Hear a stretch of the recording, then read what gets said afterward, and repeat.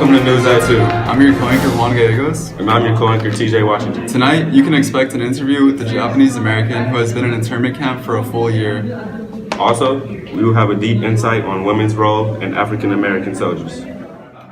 Tonight, for our first story, we have Lizette, who is interviewing a Japanese American who has been put in an internment camp by the U.S. government for a full year now. To you, Lizette. Thanks, Juan. Hi, my name is Lizette, and here we are at Gila River, Arizona, with Japones, who is a Japanese prisoner of war. Now, Japones, tell me how was life before the war?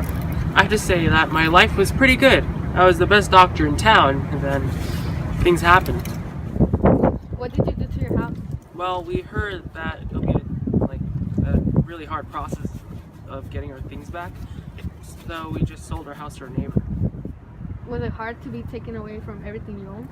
Of course it was. I mean, they taken away everything that I use on a daily basis. Do you miss eating your favorite food? I do miss eating my favorite foods. The food situation here is really bad. You have to eat them cold usually, but gotta eat or else you starve and die. What types of foods do they serve at the camps? They usually serve potatoes and rice, and sometimes you get them cold or not really cooked very well. And you're lucky to get ketchup because that's where it gets all the flavor. Do you guys grow your own crops? And if you do, what do you guys grow? We grow lots of grains because we make bread, and we grow some turnips and potatoes and hay for the animals. Is there any sickness that comes around? Malaria, it's literally killing all the men here. I'm just trying to make sure my family is safe and not get sick by malaria. Do you have anything to tell the people watching this? Yes, I do. This shouldn't really be happening. I mean, we're all human beings. We shouldn't be treated like this. Well, thank you for letting us interview you. My pleasure. This was Lizette from Gila River, Arizona. Back to you, Juan. Thanks, Lizette. Wow, tragic story. Yeah, sounds like a terrible working condition. Imagine all the kids that have to deal with this, as well as their families. Innocent people that had a life ahead of them are now malnourished and treated like menaces to society. Anyways, we'll be right back after commercial break on Channel 42. Wait, what are you doing? This still has chips, this still has juice, and this still has candy. What are you thinking? I don't want it anymore. Oh my goodness. Millions of troops are on the move, so ration your food and do your groove. Back from break. Next, we have our daily cooking segment with Leilani and Betty, with today's special on how to make the best of your rations and save money. Thank you, TJ. Well, I know everyone, well at least some of you, have been struggling with food lately and not been getting full enough. In front of us, we have 3 special plates that will help you and your family feel energized throughout the day. Now, Betty, can you please tell us about these 3 special plates? Well, for our first plate, we have cut up apples, boiled eggs, and a glass of milk for a breakfast meal. Now, can you please tell us how this will help us be energized? Well, many must forget that apples are the best foods. Plus, they're very cheap and nutritious. Plus, milk is very good for the bones because it offers a rich source of calcium. And if you don't get filled with that, a boiled egg in the morning is good too. Wow, this looks good. I'm gonna try the apple and the glass of milk because I'm not a fan of egg. Wow, this is actually pretty good. And the glass of milk will help you throughout the day. Now, can you tell us about this plate, please?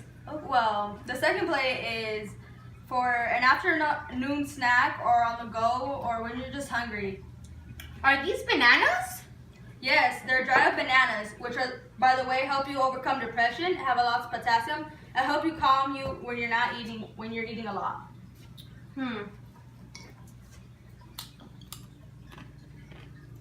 Wow, they are actually so good.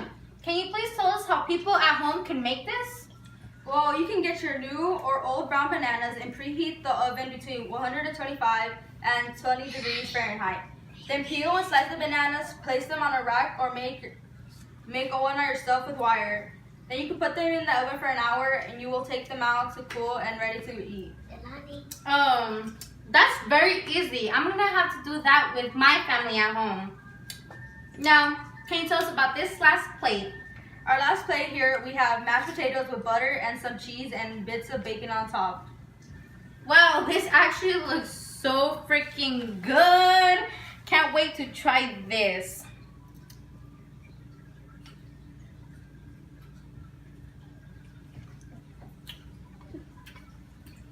Wow, that's delicious. Well, thank you, Betty, for sharing these special, wonderful plates with us. And then they can make it at home easy. Now, we'll be right back after this commercial. Good job. All right, little Americans, let me tell you something right now. If anything on you is broken, whether it be, I don't know, your finger, or more importantly, your neck, anything can be fixed with the power of duct tape. Observe.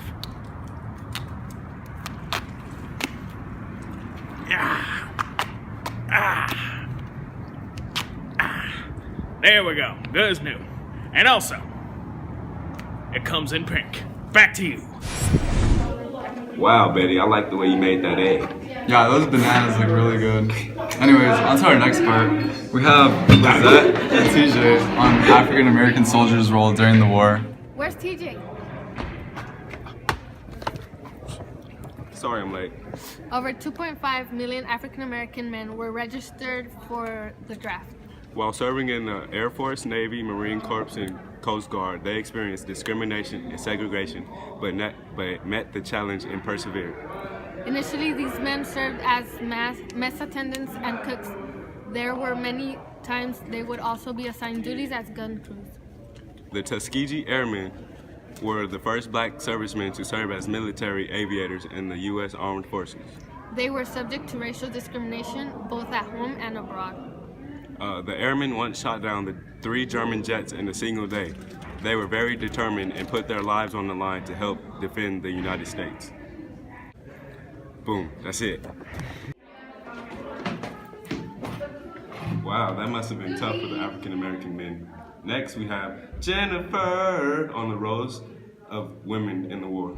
Thanks, TJ. Rosie the Riveter inspired women to want to replace men's workplace because she made them believe that they were able to do more than just stay at home and cook and clean. Rosie also represented the wartime work and sacrifices of millions of women.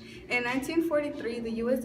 aircraft industry employed more than 310,000 women whom helped with the building of planes that airmen soldiers used. During World War II, 35,000 American women joined the military to work as nurses, drive trucks, or repair airplanes.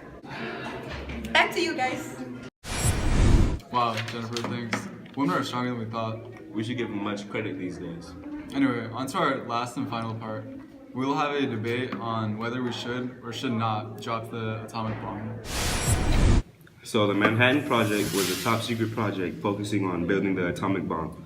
There was multiple sites that helped build it, and when we finally finished, the question of the day was, should we drop it? My name is Juan Gallegos, and I'll represent why we should not drop the bomb. My name is TJ Washington, and I'm representing why we should drop the bomb. So first off, dropping an atomic bomb in an area would completely destroy everything there, as well as buildings, environment, and plants and trees. My first reason, or our first reason, is for us to show our might and assert the U.S.'s authority. Dropping the bomb would render the area the bomb dropped in completely useless, as radiation left over from the explosion would kill all life there. But if the U.S. don't drop the bomb, another country will, and they might try to take over, and a land invasion would have costed in excess of 1 million American lives. Yeah, the amount of casualties estimated from the bomb, if it drops in an area fairly populated, would be above 100,000. The people there would either die from the explosion, burning, or just be left injured. Freeman, he just wanted to end the war as quickly as possible without costing the lives of more soldiers. So that's why the U.S. should drop the bomb. That's it for News at 2. On Channel 42.